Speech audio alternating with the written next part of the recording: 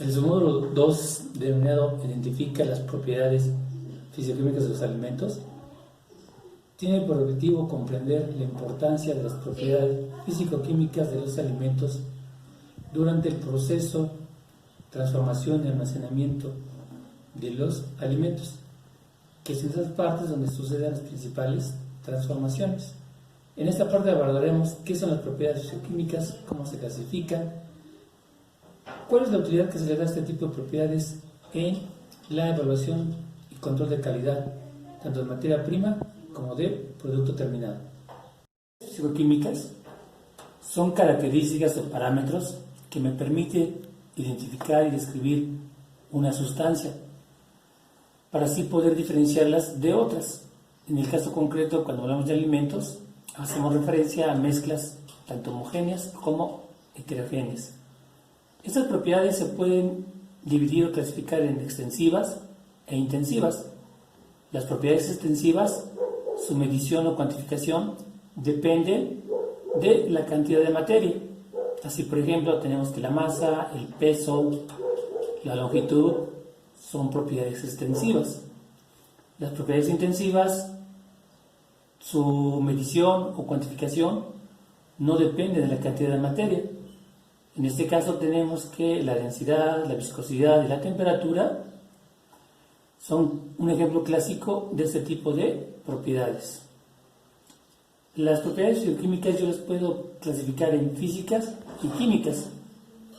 Las propiedades físicas son aquellas que al momento de medirlas o cuantificarlas no cambia la estructura del material en estudio, y las propiedades químicas cambia la composición del material en estudio cuando éstas son determinadas o cuantificadas. El conocimiento de estas propiedades físico-químicas me permite realizar básicamente dos tipos de análisis: los análisis físicos y los análisis químicos. Entre los análisis físicos tenemos lo que es el pH. El pH se entiende que es la concentración de iones de hidrógeno presentes en una sustancia. El pH, en el caso de la leche, me permite identificar si se trata de una leche mastítica, porque eso produce un incremento en su pH. La densidad, definida como la cantidad de materia por unidad de volumen, también es otro parámetro que me permite identificar en algunos casos adulteraciones.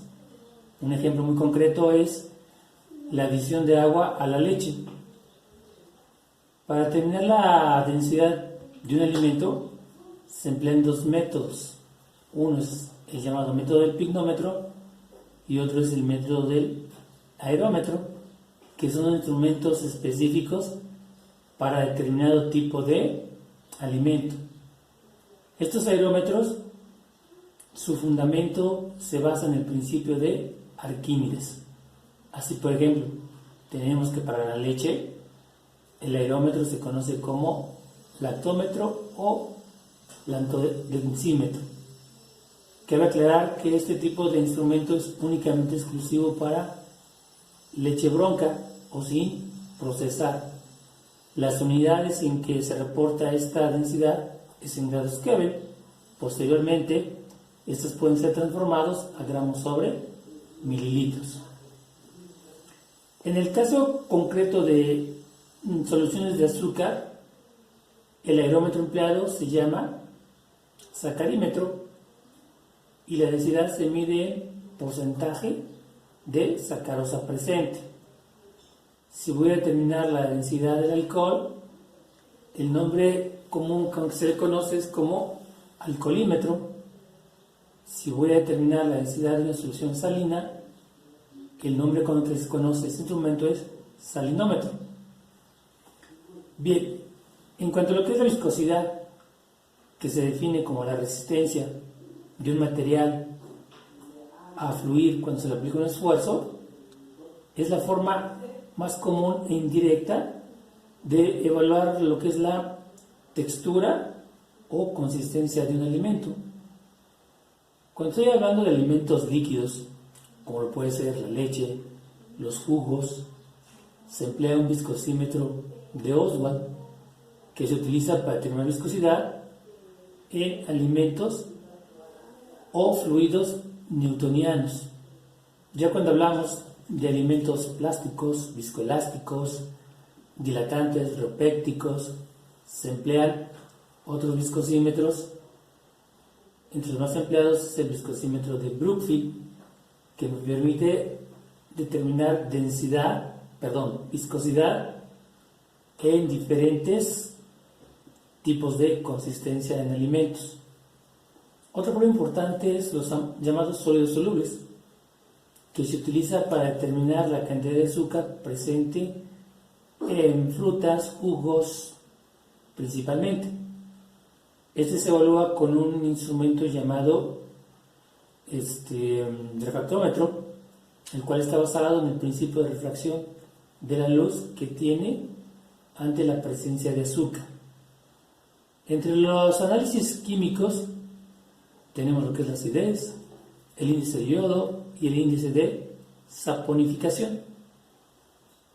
El índice de acidez o acidez titulable se efectúa mediante dos tipos de pruebas o métodos.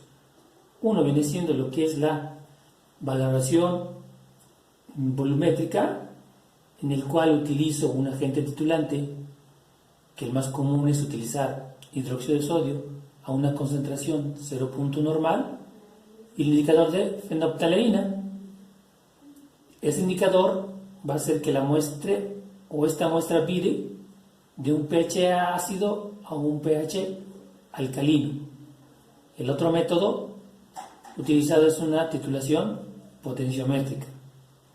La titulación potenciométrica tiene la ventaja de que no depende de la apreciación del que esté realizando la prueba para identificar el punto de vire.